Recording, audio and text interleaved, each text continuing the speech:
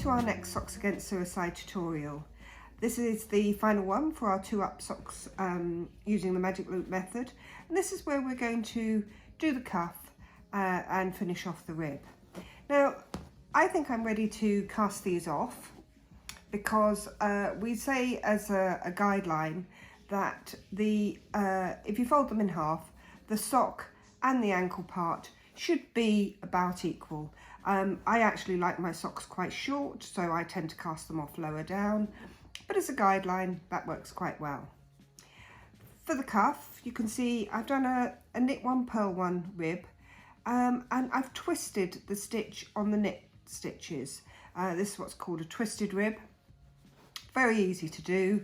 Instead of knitting in the front of the stitch like you would for a normal one, you simply put your needle in the back, and as you knit that stitch it puts a little twist into it.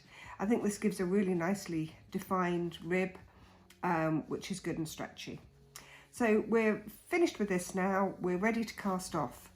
You obviously need a really nice stretchy cast off because this needs to go over people's ankles and heels.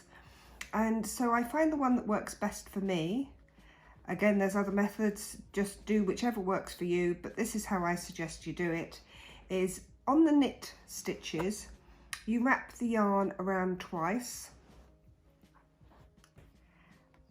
and then when you purl, you take both the loops over the purl stitch, like that. And so on our next stitch, it's knit. I don't bother to do the twist on when I'm casting off, by the way. And so I'm taking that over like a normal cast off, and on the purl stitch I take both of these loops from the knit stitch over. Now we're on to a knit stitch, so I'm going to wrap the yarn around twice, take that loop over, and on this purl stitch I'm going to take both the loops over. So next we have a knit, wrap the yarn around twice, and on the purl stitch we just take both those loops over. I find this gives me a really nice stretchy cast off. I'm going to carry on doing this, and I'll show you when I've finished with both the socks, and then I'll show you also how to sew in the ends and finish your socks off. See you later. As you can see, I've now cast off both socks. The top does look a bit wavy at the moment, but you will find that this flattens out once you wet it, which is the final process. So you can see there's a gap between the final stitch and where we started. And can you see that bump there? So what I'm planning to do is to put the needle through there to connect these together. Just run the stitch through there again, and that tightens that up. Bring your sock over, bring it inside out. Do a couple more little slip stitches just to make sure that we're really tightened off there.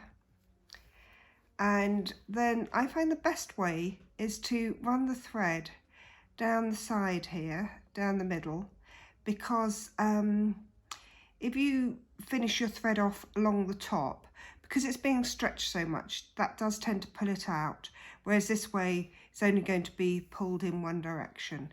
So just put your yarn down there, and then you can cut that off,